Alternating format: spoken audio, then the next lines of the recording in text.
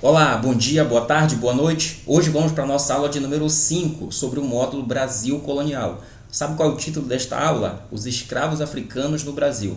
Nesta aula eu vou te contar em 3 partes como foi que ocorreu a história dos africanos no Brasil, começando lá com o tráfico negreiro, depois falando da resistência desses escravos à violência que eles sofreram e, por último, no último tópico, vou falar exatamente da violência, das múltiplas modalidades de violência contra os escravos, mas também da recriação cultural que eles fizeram no Brasil ao transportar a sua cultura da África para a colônia. Então vem comigo agora conhecer esta trágica história que envolveu o Oceano África, o Oceano Atlântico e o Brasil. Vem então aqui comigo no nosso PowerPoint.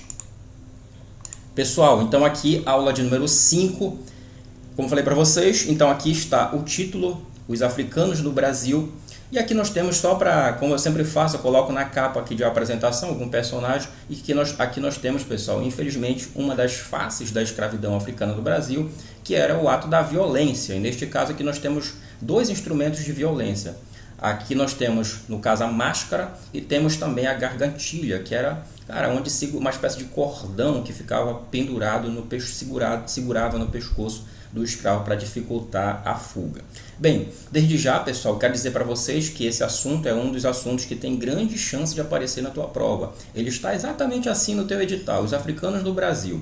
E aí o que acontece? Já caiu algumas vezes esse assunto, sempre é um dos assuntos que tem maior probabilidade de aparecer na tua prova. Quem fez a prova do ano passado deve ter lembrado que caiu lá uma questão de quilombo e nós vamos inclusive comentar muito bem hoje sobre essa faceta da escravidão no Brasil, que foi a formação de quilombos, tá? Beleza? Então deixa eu logo te falar aqui algumas coisas para a gente começar a entender um pouquinho desse tema e deixar muito claro para vocês. Lembre que o edital de vocês ele é baseado numa bibliografia, pessoal. E eu, quando preparo a aula para vocês, eu vou me basear também na bibliografia. Como o tema da escravidão africana no Brasil ou da história dos africanos é um tema bastante polêmico, então tem vários historiadores de diversas tendências, então nunca esqueçam de uma coisa, vocês têm que estar sempre plantados ali sempre na bibliografia básica, no mínimo, tá? Então a minha aula ela já é elaborada em cima dessa modalidade histórica, de historiografia, como a gente chama, tá? Beleza?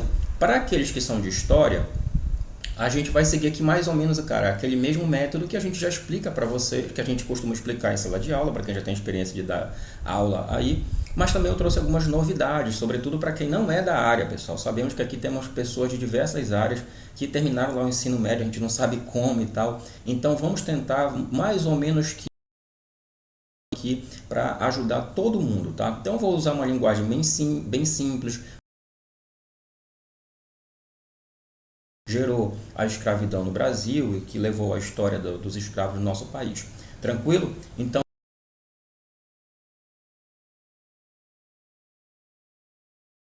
ali, como eu sempre costumo fazer, mas hoje eu vou direto nos pontos que a gente vai trabalhar nesta aula, tá? É uma aula longa, tá, pessoal? Se prepare aí, te prepara bacana, aí ficar sentado aí por um bom tempo, uma aula longa, tá? Porque o assunto requer isso em função da sua importância para a prova.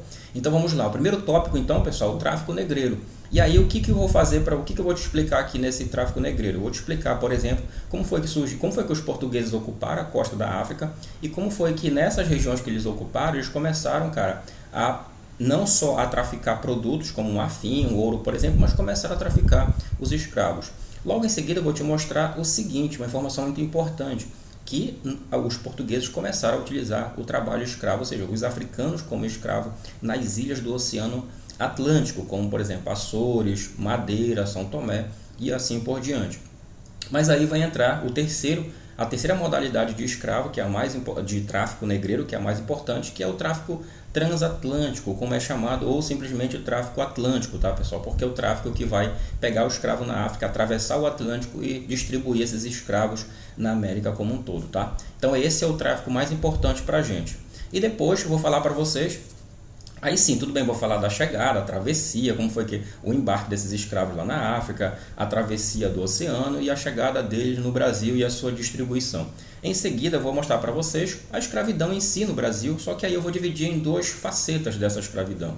Vou contar faces dois pedaços dessa escravidão, que é a resistência africana, que a gente já está careca de saber, lá na escola a gente estuda muito isso, os livros didáticos influenciam, os livros didáticos eles destacam muito essa vertente da história dos africanos no Brasil, mas também, cara, na terceira parte vou contar para vocês a violência praticada contra esses escravos e também, logicamente, cara, a aclimatação, aqui, a adaptação e a aculturação das tradições africanas que foram transportadas numa espécie de bagagem cultural da África para o Brasil.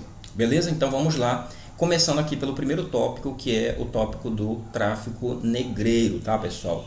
E para começo de conversa, como eu falei para vocês, para a gente entender o tráfico negreiro, para a gente entender o tráfico negreiro, na verdade, para a gente chegar no tráfico que realmente importa para a gente, que é o tráfico atlântico, a gente precisa primeiro falar de como foi que os portugueses chegaram, cara, na África.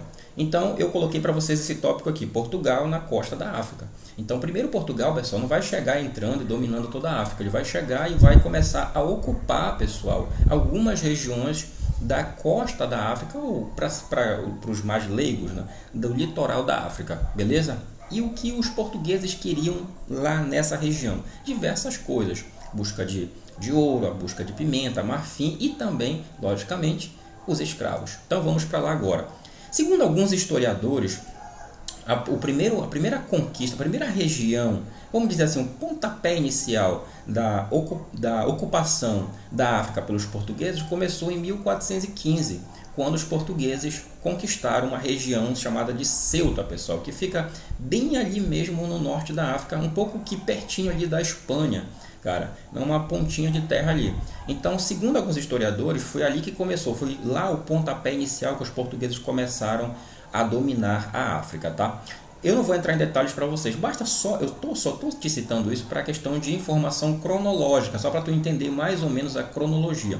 1515, pessoal, é século, desculpa, 1415, desculpa, começa a chegada, se deu 1415, isso é século, pessoal, 15, século 15. E não esqueça de uma coisa, lá do ensino médio de vocês, século 15, lá na Europa ainda vivíamos ainda o finalzinho da Idade Média. Então pensem só, quer dizer que a Idade Média estava acabando e os portugueses já começavam aquilo que nós depois viemos a chamar de expansão marítima e comercial, ou as famosas grandes navegações, que foram, no caso, as navegações portuguesas, né, foram muito bem cantadas lá no livro do Camões, Os Lusíadas, que eu considero, para mim, o melhor livro que tem de poema épico, tá? Então, cara, o rei que comandou, ou o rei que financiou, organizou essa conquista dessa região, é esse que você está vendo aí, uma estátua dele, o chamado Infante Dom Henrique, tá? Chamado também de O Navegador, em função dele ser um dos pioneiros nesse processo de expansão marítima e comercial na costa africana. Aqui nós temos, por exemplo, um documento, que na verdade é um painel, pessoal, de azulejo, que mostra exatamente o momento que esse rei, o Dom Infante, está conquistando lá a região de Ceuta, tá? A região de Ceuta, pessoal, era uma região ocupada pelos islâmicos, tá? Os árabes convertidos ao islamismo em função, ou seja, os islâmicos, pessoal, era que ocupava essa região, e aí foi travada uma guerra entre portugueses contra os islâmicos, no caso uma guerra religiosa praticamente. Alguns historiadores chegam a classificar como uma espécie daquele caldo das cruzadas, né? Porque os portugueses católicos e os árabes convertido ao islamismo, tá? Beleza, mas aí, cara, eu citei aqui só para caso mesmo para situar vocês o começo, o pontapé inicial da expansão colonial, conquista e expansão colonial dos portugueses na costa da África. E aí o que vai acontecer? Se a gente olhar aqui, cara, nós temos assim, ó, se a gente dar uma olhada aqui, só um momento aqui, vou voltar aqui. Se a gente dar uma olhada aqui, nós temos, presta bem atenção, aqui nesta pontinha fica aqui Ceuta, tá? Bem aqui fica Ceuta. Depois que Portugal conquistou Ceuta, Portugal veio descendo toda a costa, isso que eu estou chamando de costa africana, e foi conquistando, cara, até conseguir passar pelo famoso Cabo da Boa Esperança, que na época era um cabo, a gente sabe como é, né? O cabo que era o mais perigoso que tinha, a região mais perigosa que tinha. Mas o que interessa para a gente é o seguinte, quando Portugal vai descendo aqui na costa africana, ele vai conquistando essas regiões, mas também ao mesmo tempo Portugal também vai começar a conquistar as ilhas do Atlântico, que a gente não pode esquecer, elas são importantes para a nossa aula, eu vou te contar daqui a pouquinho, tá? Então presta bem atenção, as ilhas do Atlântico, como por exemplo, dá uma olhada aqui, bora acompanhar aqui comigo. Esta ilha aqui, por exemplo, é Madeira.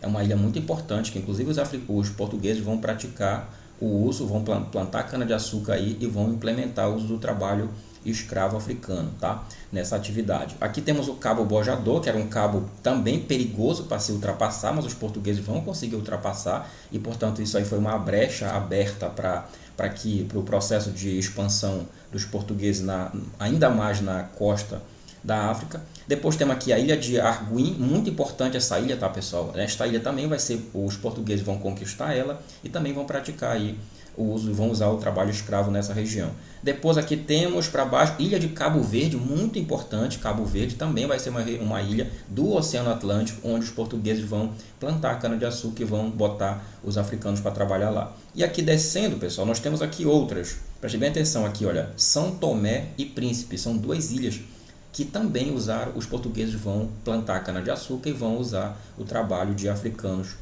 vão escravizar africanos para explorar essa atividade econômica. Então, ou seja, toda a costa, isso que eu estou chamando de costa africana, os portugueses foram conquistaram tudo, mas também conquistaram as ilhas do Atlântico, tá?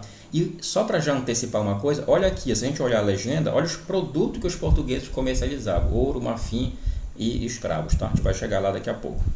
Muito bem, então quando os portugueses foram conquistando essa região, toda essa costa da África, eles foram implementando uma coisa que a gente já estudou no Brasil, as famosas feitorias. Pessoal, aqui nós temos o caso de uma das feitorias mais famosas do processo de conquista e colonização da África pelos portugueses, que é a famosa feitoria de São Jorge da Mina, pessoal, que fica onde hoje é Benin. Então, o que é que você consegue observar aí? Dá para ver que tem uma muralha, tem casas aqui por trás. Cara, a gente já pode definir que as feitorias elas eram muito mais do que um armazém de produtos.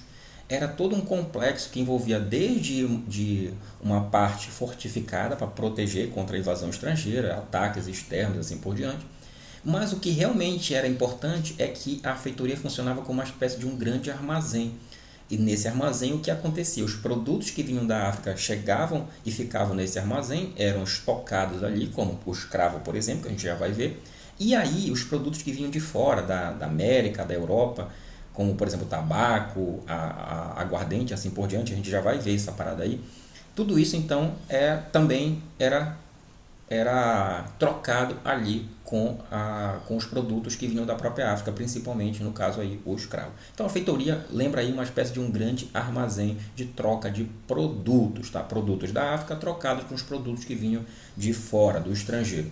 E aqui nós temos aqui no mapa da África, nós temos aqui, dá para ver a região da mina, da feitoria, que era nesta região que hoje é Benin, que vai ser uma região muito explorada pelos portugueses. Se a gente olhar o mapa aqui atual, esta é a região de Benin e aqui que fica a famosa feitoria da Costa da Mina, tá? Inclusive, pessoal, ficou muito famosa. Nós temos aqui o que dá para a gente observar aqui nessa feitoria, que é a Costa da Mina, tá? Aqui nós temos a fortificação, que é um grande castelo para proteger, parte bélica, vamos dizer assim. E aqui nós temos o complexo que envolvia toda a feitoria, que eram os armazéns onde eram estocados os produtos da África e que vinham também de fora de outros continentes. Se a gente lembrar um pouco no Brasil, acho que alguns de vocês já devem ter viajado para os fortes, lá você consegue perceber isso. Tem uma região que tu percebe que é uma grande muralha de proteção, portanto, era a mesma parada que os portugueses já estavam implementando lá na África. Na verdade, as feitorias, pessoal, elas foram um exemplo copiado da África e implementado no Brasil. Então, não foi primeiro surgir no Brasil. Os portugueses primeiro aplicaram lá na África e depois transportaram para cá esse modelo administrativo. Tranquilo? Aqui outra gravura que mostra também. E aqui, pessoal, hoje, se você for lá nessa região do Benin, você vai encontrar, ainda em condições, vamos dizer assim, bastante preservada, cara, toda a feitoria, principalmente o castelo, que era parte da fortificação e da proteção militar. Beleza? É um patrimônio histórico, inclusive, tá? Beleza? Muito bem. E aí vem a coisa importante. Bora aqui resumir na cabeça de vocês o que eu já fiz até agora. Estou falando muito, é muita informação, cara. Eu mostrei para vocês toda a região que os portugueses conquistaram, da costa da África, começando lá com Ceuta e chegando, ocupando toda aquela região. Falei isso para vocês da conquista, da ocupação da costa da África, mas também da ocupação das ilhas do Atlântico, como Cabo Verde, Madeira e assim por diante. Depois eu falei para vocês das fortificações, ou seja, das feitorias que eram criadas exatamente nesse litoral da costa da África. Existiam várias feitorias. E para que diabo servia então a feitoria? Servia, como eu disse para vocês, era um grande armazém que servia para troca de produtos que vinham da África para trocar com produtos que vinham de fora, do Brasil, por exemplo, da América e assim por diante como um todo, tá? Muito bem. Só que aí, como eu falei para vocês, o que acontecia? O que era que Portugal estava interessado no começo, quando ele começou a conquistar a costa da África? Ainda não era no escravo, pessoal. Portugal estava interessado no ouro. O principal produto que Portugal estava interessado e carregava da África para a Europa era o ouro. Mas também, em segundo plano, ele também comercializava a pimenta, principalmente a pimenta malagueta. E aí, também comercializava um outro produto de luxo muito importante, que é o marfim. Então vejam, vários produtos Portugal já estava comercializando na região da África. Em outras palavras, Portugal pegava esses produtos, pessoal, dentro das feitorias, que eram os armazéns, embarcava esses produtos e levava lá para a Europa para vender esses produtos. Beleza? Muito bem. Só que aí é que vai entrar então uma mercadoria, infelizmente, que vai passar para a história como persa. Ou seja, cara, além da pimenta, além do ouro, uma outra mercadoria vai passar a ser transportada da África para a Europa, depois para as ilhas do Atlântico e finalmente para cá, para a América como um todo. Eu estou falando, pessoal, dos escravos. E olha só esta data. Segundo os historiadores, tem um marco que delimita a chegada dos primeiros africanos na Europa, tá? Em Portugal, no caso. Esses africanos foram transportados da África para Portugal. E a data é 1441, como tu está vendo aqui, ó, 1441. Pessoal, 1441 é século XV. Nós estamos vivendo lá ainda, pessoal, no final da Idade Média. Ou seja, nesse momento já estão sendo transportados, comercializados, ou, para a gente usar uma palavra mais conhecida, traficados. Tráfico aqui, pessoal, é comércio. Traduz assim para quem não é da área, tá? Já estão sendo traficados, comercializados, escravos africanos da África para a Europa, no caso, para Portugal. Quem está praticando esse tráfico? Portugal. Mas de início, pessoal, Portugal não estava tão interessado ainda nesse tráfico de carne humana. É só depois que ele vai se interessar, quando um produto, pessoal, vai entrar em cena, que é exatamente, pessoal, a cana de açúcar. Deixa eu voltar aqui, ó. A cana-de-açúcar. A cana-de-açúcar vai entrar em cena. E essa cana-de-açúcar, olha só, ela vai ser essa atividade da agricultura, ela vai ser praticada nas ilhas do Atlântico. Lembra das ilhas do Atlântico que eu te falei? Então, lá nessas ilhas do Atlântico, os portugueses vão começar a plantar, muito antes de plantar no Brasil, a cana-de-açúcar. Então, quer dizer que agora esses escravos africanos serão transportados da África para essas ilhas, para trabalhar na lavoura da cana. Se a gente olhar aqui, vamos só relembrar quais são as ilhas do Atlântico que realmente interessam para a gente. Bora começar aqui com essa, Madeira. Pessoal, nesta ilha aqui, Portugal vai, como eu falei para vocês, plantar cana-de-açúcar e vai utilizar a mão de obra escrava, vai botar escravo para trabalhar aqui nessa ilha. Esta ilha aqui em cima, Açores, que Portugal conquistou em 1427, também Portugal depois vai plantar cana-de-açúcar e vai botar os escravos africanos para trabalharem aí. Temos aqui também a famosa ilha de Cabo Verde. Olha aqui, Cabo Verde, outra ilha importante. Aqui também os portugueses vão plantar cana-de-açúcar e vão botar escravo para trabalhar. Descendo mais aqui, temos aqui a ilha de São Tomé e também de Príncipe. E nessas ilhas aí também Portugal vai plantar cana-de-açúcar e vai botar os portugueses botar os escravos, os africanos como escravos para trabalhar nessa região. Pessoal, estamos falando de século XV, 1400 alguma coisa, 1480 por aí, 1470, 75. Sequer Portugal tinha chegado no Brasil, pessoal. Cabral nem sequer tinha chegado no Brasil. Lembra que Portugal vai chegar em 1500, estamos falando de 1400 e alguma coisa. Ou seja, muito antes dos portugueses chegarem no Brasil e começarem a usar o africano como escravo, os portugueses já tinham uma longa experiência de usar o escravo africano na própria costa da África, mas sobretudo nessas ilhas. e usar esses escravos, pessoal, na atividade açucareira. Beleza? Muito bem. E é assim, portanto, que quando Portugal vai chegar no Brasil, vai tentar utilizar, aliás, vai usar, explorar bastante o pau-brasil, mas logo depois Portugal vai entrar na segunda atividade econômica a mais importante no Brasil colonial, que foi, pessoal, na segunda atividade econômica implementada pelos portugueses no Brasil, que vai ser a cana-de-açúcar. Ou seja, ali por volta, pessoal, da primeira metade, da primeira década, da segunda metade, ali por volta, para ser mais preciso, por volta de mais ou menos 560, ali vão começar a chegar os primeiros escravos africanos para trabalhar na cana-de-açúcar no Brasil. Inclusive, pessoal, essa cana-de-açúcar que vai ser utilizada no Brasil, ela vai quebrar, vai falir a economia canavieira naquelas ilhas praticadas pelos próprios portugueses. Em outras palavras, pessoal, segundo alguns historiadores, existe uma data exata que chegaram os primeiros africanos no Brasil. E essa data, pessoal, é março de 1559. Aqui está. Não te esquece de uma coisa aqui, olha aqui para mim.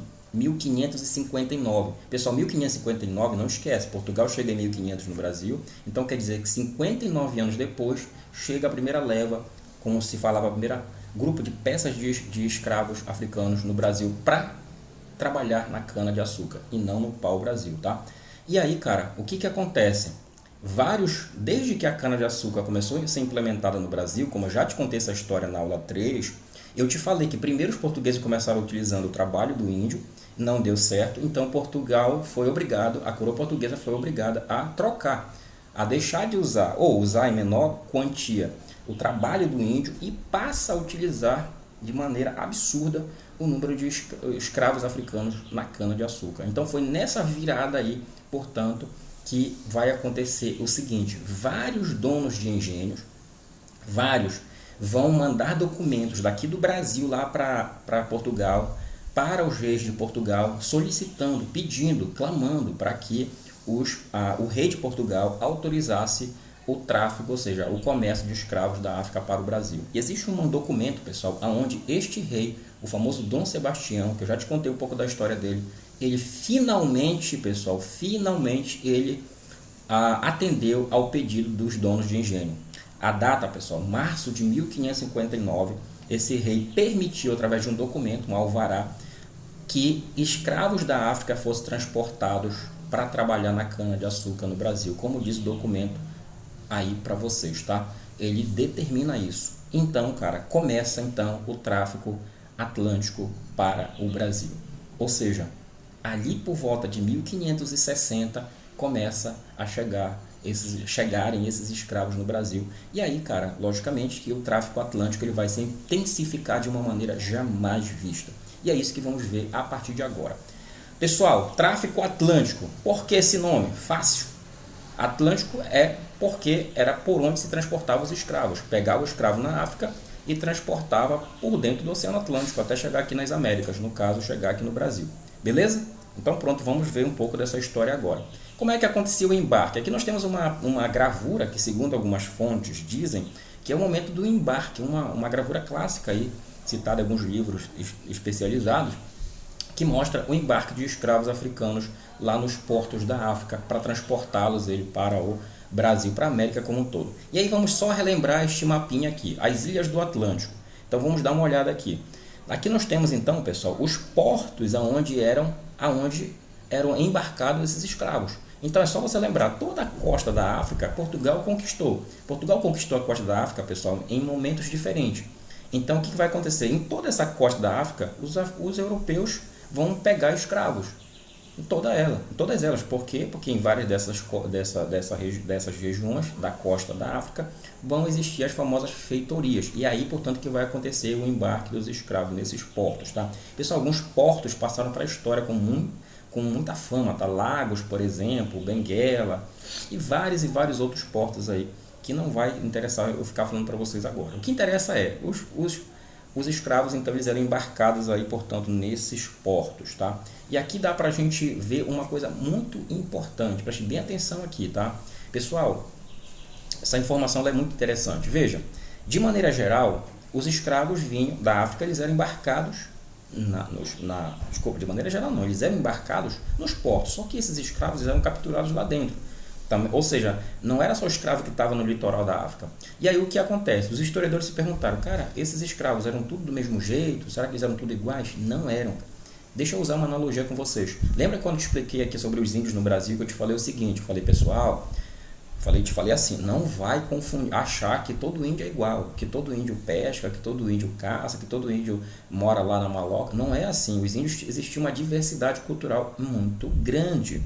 A mesma coisa se aplica para os africanos. Se tu chegasse na África, tu pode pensar que todos são africanos, todos são negros, mas não é assim, cara. Até a cor da pele é diferente, a língua é diferente, a religião é diferente, os deuses são diferentes, existe uma diversidade muito grande. Porém, os historiadores agruparam essa grande diversidade étnica em dois grandes grupos. Eles dizem que existem os sudaneses, que são esses caras, são os africanos, as etnias africanas que habitavam mais ou menos essa região, e logo abaixo aqui os famosos bantus. Professor, eu tenho que decorar isso para a prova?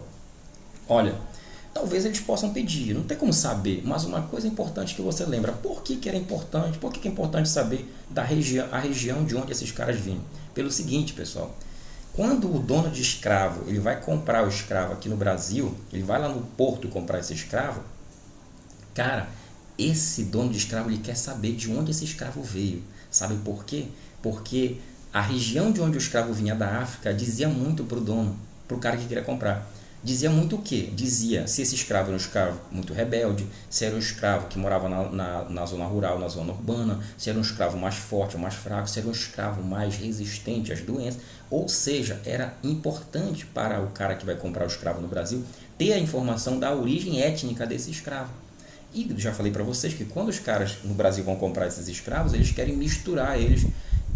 Por quê? Porque se eles juntassem todos os escravos da mesma etnia, eles teriam ali o quê? Conversas melhores, porque eles iam conseguir se comunicar e poderiam agenciar fugas, revoltas de maneira mais intensa. Então, quando os senhores misturavam os escravos de etnias diferentes, isso dificultava o contato, a fala entre eles, a comunicação no caso, e portanto dificultava aí a formação o planejamento de fuga, de rebelião contra os senhores. Por isso então essa grande importância aí de saber a região a região da África de onde os africanos vinham. Uma outra informação muito importante, que é legal vocês saberem de onde vinham esses escravos, é que vai haver, portanto, no Brasil uma diversidade muito grande cultural de acordo com a região de onde esses escravos vinham. Por exemplo, no Rio de Janeiro você vai ter uma intensificação, um volume maior de escravo que veio lá, por exemplo, dessa região aqui, olha, de Luanda, Benguela.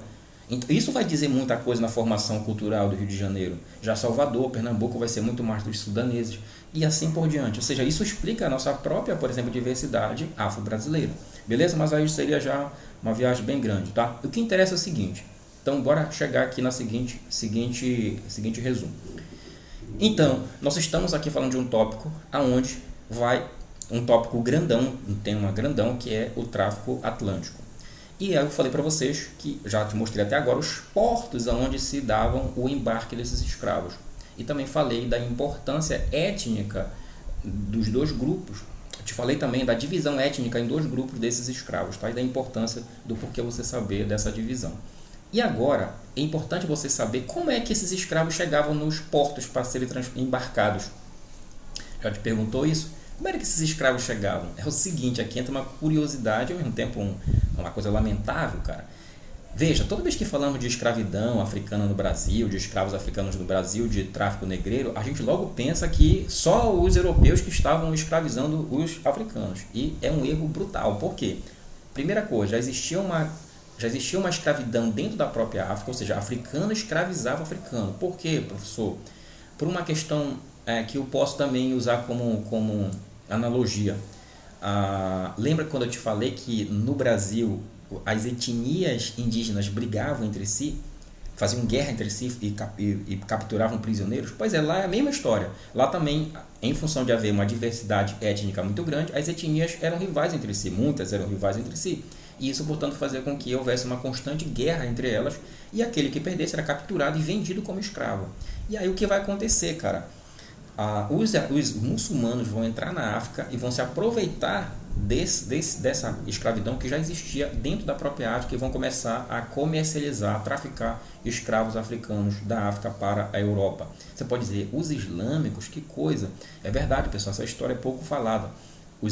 Antes dos europeus escravizarem e traficarem escravos africanos, os africanos da África, os islâmicos já estavam lá há muito tempo, escravizando os africanos e também traficando esses escravos, tá? Inclusive praticando certos atos bastante brutais. Os islâmicos pegavam os escravos masculinos, por exemplo, e faziam a castração, cara. Usavam mulher como prostituta, as escravas como prostituta e assim por diante. Usavam também no trabalho doméstico e assim por diante, para ritual religioso, para uma série de coisas que eu não venho ao caso falar.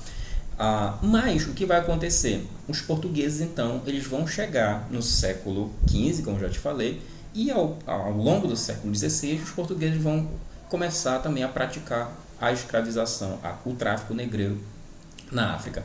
E aí o que vai acontecer? Pessoal, essas etnias rivais vão capturar esses escravos e vão levar elas lá para as feitorias, para os portos da África. E chegando lá, elas vão vender esses escravos, para ser mais preciso, vão trocar esses escravos com os traficantes portugueses, traficantes europeus em geral, mas também traficantes brasileiros. Beleza? É isso que vai acontecer. Aqui nós temos, só para ter uma noção, nós temos aqui, por exemplo, dá uma olhada aqui, nós temos aqui, deixa eu voltar aqui, nós temos aqui, olha, esse é um traficante europeu, branco, portanto, esse aqui provavelmente um chefe africano local. Por quê? Porque eram essas chefias africanas que agenciavam, pessoal, essa captura de escravos dentro da África e o transporte para vender nos portos, nas feitorias, tá? E aqui temos escravos postos para ser vendidos. Resumindo a história, as elites africanas, pessoal, estiveram intimamente ligadas com o tráfico transatlântico. Provavelmente, se não fosse elas, o número de escravos escravizados seria bem menor. Beleza? Muito bem. Aqui nós temos um caso bem comum, só para te dar um exemplo, para sustentar o argumento que eu estou fazendo, né? Esse cara aqui era um africano, nasceu em Senegal, portanto, era proprietário de vários escravos e virou um dos maiores traficantes de escravos, tá? Só para te dar como exemplo. Mas, você pode perguntar, quem eram esses caras quem eram os traficantes de escravo, afinal de contas? Ou seja, os traficantes que iam pegar esses escravos lá nos portos da África. Pessoal, em geral eram europeus, mas depois alguns brasileiros vão se envolver nessa parada. Dos europeus, logicamente, Portugal, porque no começo é a coroa portuguesa que vai controlar, ela vai monopolizar o tráfico de escravos, vai ganhar muita grana com isso, porque ela vai ter o controle total praticamente no começo, embora depois ela vá perder para outros países estrangeiros, como a Holanda, os ingleses, os franceses, vários países europeus também vão virar comerciantes, ou seja, traficantes de escravos. No caso do Brasil, nós temos um dos célebres traficantes, que é esse que você está vendo aqui, que é o Félix de Souza, tá? Tem até biografias sobre ele, tá? Pessoal, dizem que ele foi um ex-escravo e acabou gostando tanto do tráfico negreiro que virou um dos maiores traficantes de escravos, ou seja, um cara de origem africana que também virou traficante de escravo. Existe um outro que é muito citado também nos livros didáticos também, que é o Joaquim Ferreira dos Santos. Ele era um grande traficante de escravo e era brasileiro. Resumindo a história, quem eram então os caras que traficavam, que iam buscar esses escravos na África e carregar para vender eles na América? Ou seja, que eram os traficantes, ou seja, os caras que comercializavam a mão de obra escrava. Eles eram brasileiros, eram portugueses, europeus de maneira geral, europeus e brasileiros ou luso-brasileiros. Beleza, pessoal? Bem, desculpa, pessoal, aí. Os produtos que eram trocados. Olha, isso aqui é muito curioso. Lembra que eu te falei que as feitorias que ficavam no litoral da África, nessas feitorias, pessoal, ficavam armazenados os produtos que vinham de dentro da África. O principal produto era a carne humana, que era o escravo africano. Então, o que esses estrangeiros, europeus e brasileiros que estão indo daqui, o que eles levam para trocar lá com esses escravos? Eles levavam a cachaça, levavam, pessoal, o tabaco, levavam as armas, pólvoras e outros produtos, tecidos, por exemplo. Então, esses traficantes brasileiros pegavam aqui no Brasil esses produtos, ou em outros lugares, na Europa também, e levavam lá para a África, chegavam nos portos, lá nos armazéns, nas feitorias, e falavam para os africanos, e aí, cadê o escravo? Aí o líder africano lá, o chefe africano, falava, tá aqui os escravos. Aí começava a troca, ou seja, os traficantes europeus e brasileiros pegavam esses africanos, botava dentro do barco e entregava para os africanos esses produtos, como a cachaça, que era a aguardente, e o tabaco. Tabaco e aguardente, pessoal, virou um vício na África e os africanos adoravam esses produtos, tá? Isso, portanto, facilitou muito, pessoal, o volume do tráfico negreiro. E aí, depois que esse traficante pega o escravo, ele não é besta, ele vai fazer uma inspeção desse escravo, para saber, pessoal, da saúde desse escravo. Por quê? Porque esse escravo ele era capturado dentro da África, pessoal. E, cara, só essa viagem que ele fazia de dentro da África para os portos era uma coisa que às vezes desgastava. Vários escravos morriam, inclusive, nessa viagem do interior, de dentro da África para o litoral, ou seja, para as feitorias, para os armazéns. E aí o que acontecia? Quando o europeu vai lá, o brasileiro vai lá comprar esse escravo, ele não é besta, ele fala, esse escravo deve estar ferrado aí, deve estar cansado, quebrado, com perna quebrada, olho furado, sei lá o quê. Então começava a inspeção, e é isso que está acontecendo aqui neste momento. Isso vai acontecer tanto lá no porto da África quanto no Brasil, a gente vai ver depois, tá? Para ver a condição física e mental desse escravo. Pessoal, às vezes esse escravo ficava lá, intocado ali, lá nos armazéns, dias e dias. Então até que o traficante chegasse lá para pegar esse cara, botar no navio negreiro e trazer para o Brasil, cara, demorava tempo. Isso só do tráfico negreiro, do período da África para o Brasil, que eram 35 dias aproximadamente, mais, sei lá, 10, 15 dias, um mês que esse cara ficava lá. Então isso já diz pra gente como era que estava a situação da saúde desse escravo, tá? E aí, depois que pegava, inspecionava o africano, via como é que estava, aí pegava o africano e fazia uma marca, pessoal. Essa marca, pessoal, era feita com ferro quente, tanto no peito do escravo quanto na costa do escravo. E em geral, pessoal, fazia essa marca para identificar a qual traficante de escravo esse cativo pertencia, beleza?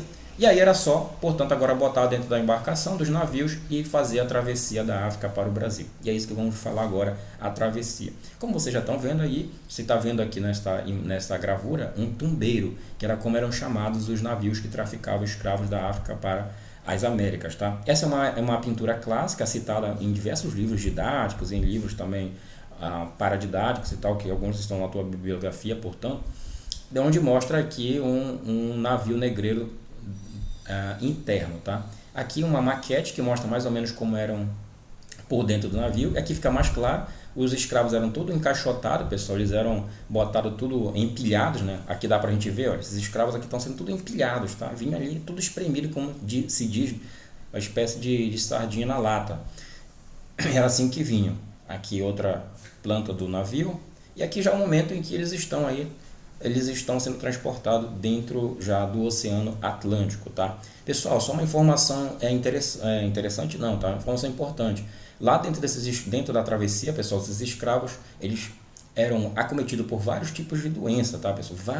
Varíola, sarampo, escorbuto, vários tipos de doença. Acontecia nessa questão da viagem, acontecia muita coisa, que eu não vou ter tempo de contar todo para vocês aqui, tá?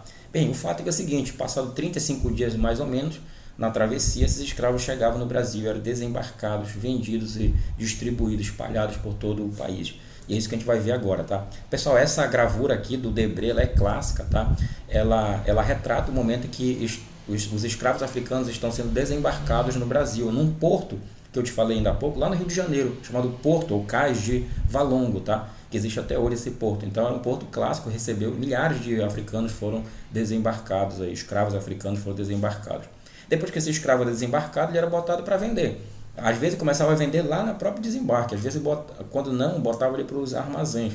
E aí, pessoal, começava uma grande, vamos dizer assim, uma grande escamoteamento do estado físico e mental desse escravo. Por quê? Preste bem atenção. Cara, o que geralmente os comerciantes faziam, os traficantes de escravos faziam? Quando chegavam, pagavam imposto para a coroa portuguesa e se viravam para vender esse escravo. Por quê? Porque precisava vender para ganhar dinheiro, porque não era fácil, pessoal. O traficante de escravo, pessoal, ele era uma espécie de um empreendedor como hoje, tá? Só que empreendedor de carne humana. Então ele estava arriscando o seu capital, a sua grana ali. Então ele tinha que vender. Aí começava, pessoal. O que geralmente acontecia? Quando chegava, ele pagava o imposto para a coroa e começava a cuidar desse escravo. Dava melhor comida, lavava, cortava o cabelo, raspava tudo, cabeças, tudo, passava óleo no corpo, tudo para esconder, pessoal, ali uma série de problemas que esse escravo tinha. Às vezes, por exemplo, vários tipos de ferida na pele, enfim, tudo era para dar um jeito de esconder para vender esse escravo. E aí o cara que vinha fazia a inspeção, como lá acontecia também, inspecionava o escravo para ver a condição física, ao ver a origem que ele estava, de onde ele vinha, como é que estava a condição física, psicológica dele, tudo isso influenciava no valor, pessoal, no preço desse escravo, tá? E esse, o cara que comprava, às vezes ali tinha até 15 dias para devolver, se caso fosse enganado, vamos dizer assim. Aqui uma outra pintura, outra gravura que mostra aí também os escravos no porto lá do Rio de Janeiro. Aqui, de novo, o mercado de escravo, aqui o cara vai, tem o dono, o senhor de escravo que vai lá comprar o escravo, e o traficante de escravo. Aqui, o traficante de escravo está vendendo o escravo para os caras que querem comprar o escravo, tá? E aí aqui uma gravura que mostra o momento que esses escravos já foram comprados, já estão só esperando serem levados para serem distribuídos, né? Para ir para a casa do senhor, lá para o seu dono, tá? Beleza? Pessoal, então esses escravos eles começaram, depois que distribuídos, começaram a ser escravizados e começaram aí trabalhar aí 300 anos trabalhando como escravos, tá? E aí e desempenhando, pessoal, uma variedade de tarefas, de ofícios, tá? De tudo, na zona rural, na zona urbana, de carpinteiro, de escultor, de tudo, pessoal, doméstico. Só que eu não vou falar para vocês, pessoal, nesta aula sobre os ofícios dos escravos, porque eu vou falar para vocês, aliás, eu já falei, quando eu falei de cana-de-açúcar, eu falei lá as variedades de ofícios, de profissão desses escravos. Quando eu vou falar da mineração, em 2 ou 3 aulas daqui a pouco, né, vai ser mais daqui a 2 aulas, então eu vou falar para vocês do trabalho desses escravos na mineração, depois eu vou falar do trabalho desses escravos no café. Então, nesta aula eu não vou falar das profissões dos escravos, vou deixar para falar, e já falei uma parte, nas várias atividades econômicas, nas principais, na verdade, que esses caras trabalharam. Então, sendo assim, a gente vai falar da resistência, pessoal, dos escravos africanos contra a escravidão. Por quê? Porque a situação que eles estavam, escravidão, pessoal, todo mundo já sabe, né? Então, eles vão resistir a escravização. E existiam várias modalidades, pessoal, de escravização, tá? Todos vocês que estudaram no ensino médio provavelmente lembram logo na cabeça de vocês as fugas, os quilombos. Só que, cara, antes de chegar lá, existia uma diversidade de, como a historiadora que está na tua bibliografia chama, de modalidades de resistência. Existe uma modalidade muito complexa, tá? A gente lembra só das fugas, mas, por exemplo, bora pensar aqui em algumas modalidades pouco clássicas, pouco faladas. O escravo que assassinava o feitor, o escravo que assassinava o senhor, o escravo que envenenava o senhor, o escravo que fazia sabotagem. Pessoal, todo tipo de sabotagem, como, por exemplo, o escravo está lá na moenda, por exemplo, cara, qualquer produto que ele jogasse ali estragava com o caldo da cana, ou ele jogava um produto para ficar girando entre os cilindros e inutilizava, portanto, desculpa, pessoal, tá? Inutilizava, portanto, os instrumentos, tocava fogo nos canaviais, tocava fogo nas senzalas. Cara, era uma diversidade imensa que a gente não consegue falar tudo numa aula de modalidade de resistência. Só que, logicamente, existe a clássica resistência, que é a fuga de escravo. E, cara, e novamente que nas fugas você tinha diversas modalidades de fuga. Às vezes o escravo fugia para ficar um dia fora, para ficar uma semana, ficar 2 semanas. Esse escravo fugia para a zona rural, às vezes fugia para a zona urbana. Dependia muito, pessoal, era uma variedade imensa, tá? Mas, em geral, a fuga foi tão intensa, mas tão intensa, que se virou, é o tipo de resistência mais conhecida. E, cara, foi tão intensa que foi necessário criar uma profissão para capturar esses escravos. Antes, quem fazia a captura dos escravos fugitivos eram os feitores, que eram os caras que administravam, pessoal, o engenho da cana-de-açúcar, tá? Então, no começo eram eles, só que a fuga assim ficou num volume tão brutal que eles criaram uma profissão que passou para a história como capitão do mato. Esse personagem é um personagem bem complexo na história da escravidão africana, que eu não vou entrar em detalhes aqui, porque a prova de vocês, em geral, não tem muito essa pegada, senão ia falar para vocês mais de uma questão contextual, de hoje e tal. Então, não vou entrar muito por aí. Quando eu dou aula para Enem, vestibular, eu falo mais porque eles pegam mais por aí. Para vocês, talvez não, tá? Então, o que acontece? Esse cara, em geral, ele era um ex-escravo. E qual era a finalidade dele? Capturar o escravo que tinha. Qual era a profissão dele? Capturar o escravo que tinha fugido. E aí, sabe o que aconteceu? O senhor tinha que pagar esse cara. Tinha um pagamento fixo, tá? E, em geral, havia o acordo, o senhor, o dono de escravo que fugiu, chegava com o capitão e falava, quanto é que tu quer? O cara dava o preço dele e falava, vou te pagar só quando você chegar com o escravo capturado. Ou quando ele trazia o escravo capturado, ou quando, pasmem, o capitão do mato trazia a cabeça do escravo numa sacola, pessoal, num saco de couro. Ou seja, esse escravo provavelmente não foi possível ser capturado e o capitão do mato degolou ele, trouxe a cabeça e mostrava para o senhor e recebia a grana dele. Então, era isso. Cara, a profissão de capitão do mato foi tão famosa e a fuga era tão intensa, no volume tão brutal, que foi necessário, que os portugueses criaram, vamos dizer, pediram ajuda celestial para combater, para capturar os escravos fugitivos. E criaram, pessoal, o Santo Capitão do Mato, que era o Santo Antônio. Esse santo, que é um santo português, que tem uma variedade de funções, mas uma das suas funções, pessoal, era a função de guerreiro. Só para ter uma ideia, no Brasil, nesse período do Brasil colonial, esse santo ele era considerado o guerreiro que defendia o Brasil das invasões estrangeiras. Então a fuga era tão intensa que, vamos dizer assim, os portugueses, né, os donos de escravos, pediram ajuda celestial para que esse santo aí pudesse vir e ajudar na captura desses escravos, tá? E aí o que aconteceu? O que era comum acontecer? Esse escravo fugia, se escondia alguns dias. Quando ele se escondia por alguns dias, essa região onde ele ficava, esse local, é chamado de mocambo. Mas às vezes vários escravos se reuniam numa mesma local, vários escravos fugitivos, e essa comunidade era chamada de quilombo, que é o que vocês tanto conhecem. E aqui nós temos um exemplo de um quilombo, que é o quilombo de Samambaia.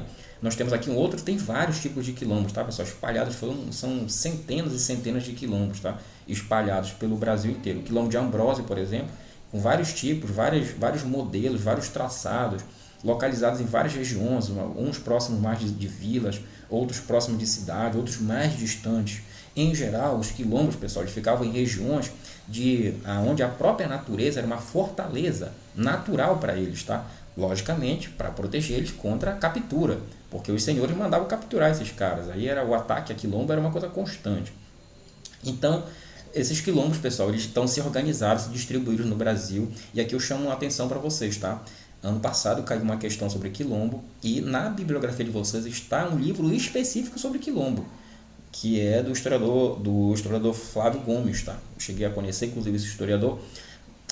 Eu sou aqui do estado do Pará e me formei aqui pela UFPA, e uma certa aula lá estava lá falando desse livro, tá? Bem, então é o seguinte, cara, esse é um assunto então que pode se repetir na tua prova, pode cair de novo, fica muito atento. E deixa eu logo te antecipar algumas coisas, tá? Eu vou deixar para depois, que eu vou te falar sobre os quilombos, tá? Agora, o quilombo mais famoso que passou para a história, logicamente, é o quilombo dos Palmares, tá? Palmares é uma região, pessoal, aliás, o nome vem de uma planta, que era a palma, que existia numa região onde foi construído o maior quilombo do Brasil, tá? Para ser mais exato, pessoal, o quilombo dos Palmares, na verdade, era uma comunidade formada por 12 quilombos. E tinha um quilombo maior, que era o quilombo central, onde era administrado, chefiado pelo Zumbi e pelo seu sobrinho, tá? Então, veja, era um complexo de quilombos, tá? Vários quilombos, 12 quilombos para ser mais preciso. E esse quilombo, pessoal, ele foi, na época que ele foi fundado ali por volta de 1602, tá? E vai ser destruído em 1695, vai durar uns 100 anos praticamente. Então ele foi fundado, pessoal, na época, numa região que era a capitania de Pernambuco, mas que hoje faz parte do estado de Alagoas, tá? E aqui você está vendo aí uma imagem panorâmica, tá? Sobre aí a comunidade desse quilombo. Quem liderava o quilombo era o Ganga Zumba no começo e depois o seu sobrinho, o Zumbi. O que aconteceu, pessoal? O Ganga Zumba tentou fazer uma aliança. Ele era o chefe de todo o complexo desse quilombo, tá? Tentou fazer uma aliança com os portugueses, um acordo, para ser mais preciso, onde os portugueses ali iriam, vamos dizer assim, o que aconteceu? O Ganga Zumba ia devolver aqueles escravos fugitivos que não tinham nascido lá no quilombo para os portugueses, e em compensação os portugueses iam libertar os escravos fugitivos lá do quilombo, que sobrasse. Só que aí o Zumbi não gostou e foi lá, cara, envenenou o Ganga Zumba, matou, assassinou o Ganga Zumba e passou a liderar, portanto, o quilombo dos Palmares. E foi aí, portanto, que começou uma resistência, um choque, uma guerra entre, de um lado, pessoal, o quilombo dos Palmares contra os europeus. Primeiro, pessoal, houve uma guerra entre o quilombo dos Palmares contra os holandeses, que atacaram várias vezes o quilombo, e depois os portugueses vão atacar diversas vezes o quilombo, até que vão conseguir derrotar, destruir, queimar o quilombo Para isso contrataram os bandeirantes, tá, pessoal, para detonarem e arrasarem com o quilombo.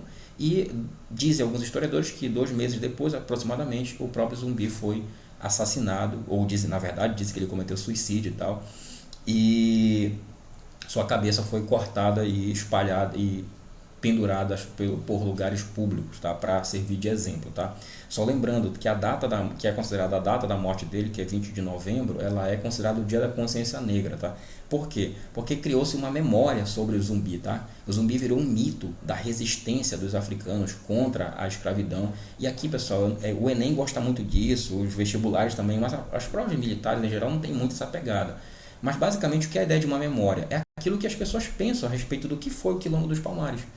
Então algumas pessoas imaginam que o Quilombo, que o Zumbi, alguns dizem que ele era um herói, outros dizem que ele era um cara que escravizava, tinha estuprado mulheres, escravizavam pessoas, tinha matado seu próprio tio, enfim. Então assim, é uma diversidade fluida e muito fluida, tá? E muito intensa de uma briga pela memória tanto do Quilombo quanto de um dos seus líderes, que é o Zumbi.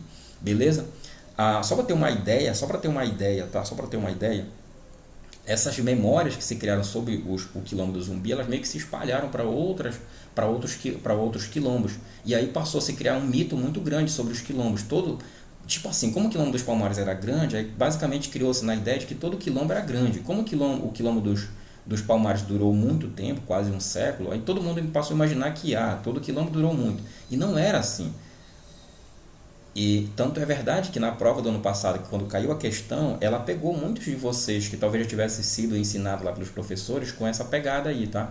Lá, por exemplo, na questão, falava-se muito da ideia de um quilombo, daquilo que se pensa sobre os quilombos, de serem grandes, de durarem muito, e principalmente de pensar que os quilombos ficavam isolados da população. Não cometa esse erro, pessoal. Os quilombos, na verdade, alguns quilombos ficavam realmente bem isolados da população, mantinham um mínimo de contato, mas tinha quilombo que mantinham intenso contato com as regiões vizinhas, trocando mercadorias, alimento, pólvora, arma, informações que eram trazidas sobre os senhores e levadas para dentro do engenho, para dentro dos quilombos. Só que, cara, os quilombos também, às vezes, eles atacavam os povos vizinhos. Então, vamos dizer assim, que os quilombos tinham uma dupla atitude contra os povos vizinhos, tá? Os povoados vizinhos, as vilas, as cidades, engenhos e tal, e assim por diante. Ora fazia uma resistência, ora fazia uma negociação, uma parte mais amistosa, vamos dizer assim, com trocas de comércio, produtos e tal, mas também, às vezes, esses quilombos atacavam as regiões vizinhas, roubando, assaltando, queimando engenho, queimando fazenda e assim por diante, tá? Então, cuidado com isso. A memória desse cara ficou tão grande que no Brasil, cara, todo mundo praticamente já ouviu falar desse cara, do Zumbi, tá? E só para ter uma ideia, o Castro Alves, né, que é considerado um dos grandes literatos da literatura brasileira e um dos caras que mais combateu a escravização no Brasil na época do movimento abolicionista, ele fez um poema chamado de Saudação, e onde ele fala: Palmares, a ti meu grito, a ti barca de granito, que no sobro infinito abriste a vela ao trovão e provocaste a rajada, solta a flâmula agitada aos uivos da marujada nas ondas da escravidão. Então aí louvando o quilombo dos Palmares e tal, criando uma memória, portanto, sobre esse quilombo. E aí, cara, só que assim, o que vai acontecer? Os escravos, essa resistência que os escravos vão fazer contra a escravização não vai ser passado. Os donos de escravos não vão deixar barato, não vão deixar barato as fugas, não vão deixar barato esses ataques às fazendas, aos engenhos. Então o que vai acontecer? Os senhores de escravos vão praticar um verdadeiro requinte de crueldade, cara, contra os africanos, mas ao mesmo tempo os africanos vão, cara, mesmo diante de toda essa violência, vão conseguir aclimatar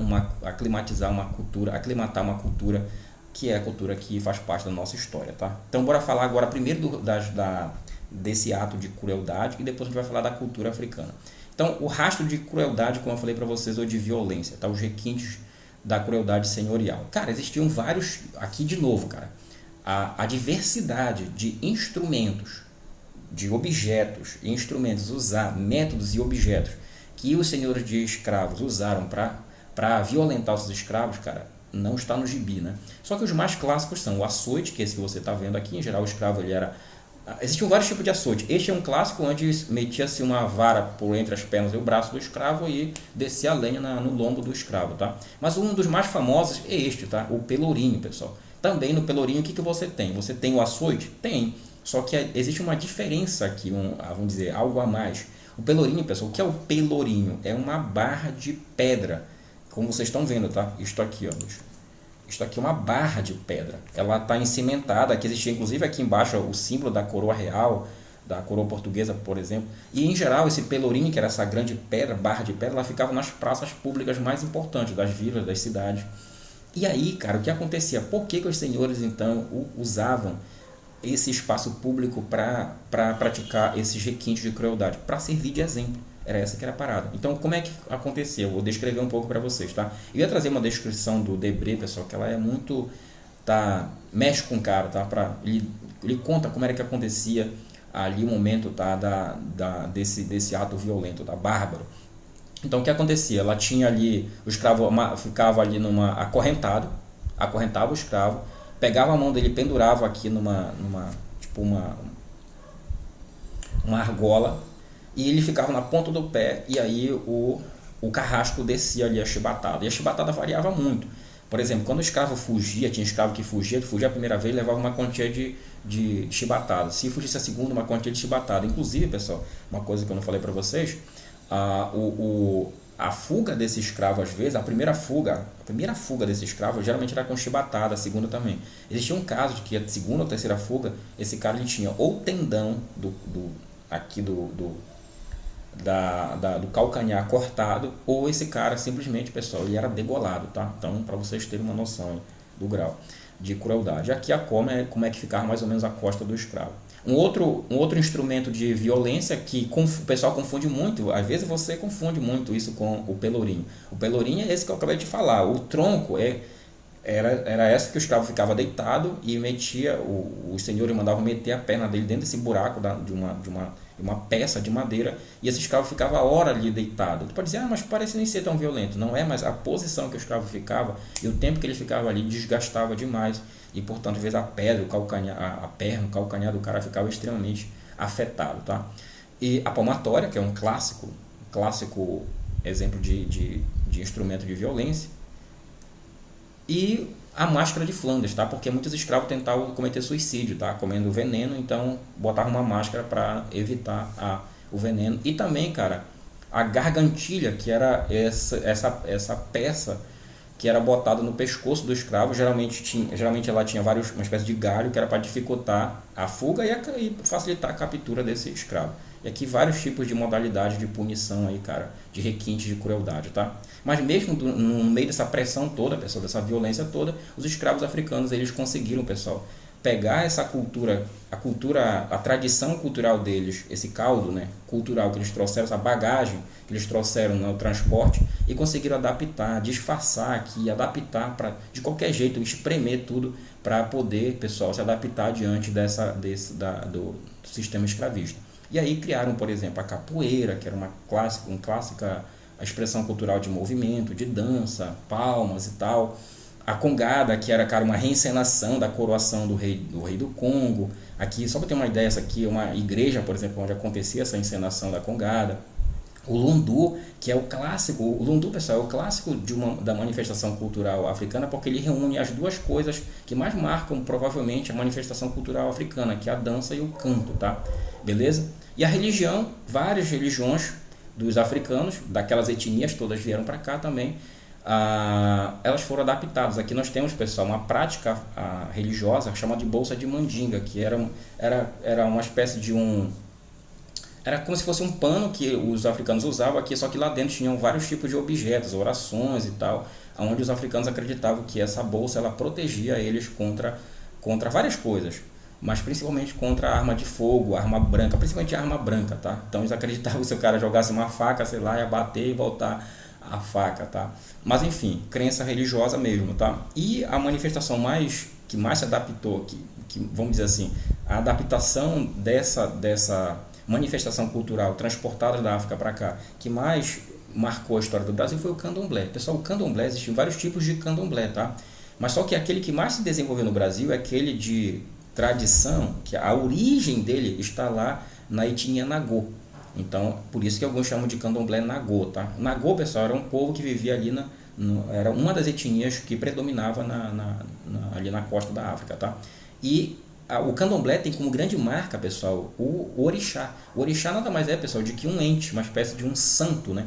Logo será associado aos santos católicos, né? E existem vários desses santos, vamos dizer assim, né? Tem o Shogun, o Exum, por exemplo, o Oxum, o Ogum, e cada um deles, pessoal, tem ali tem uma finalidade, tem uma função, assim como os anjos do catolicismo também.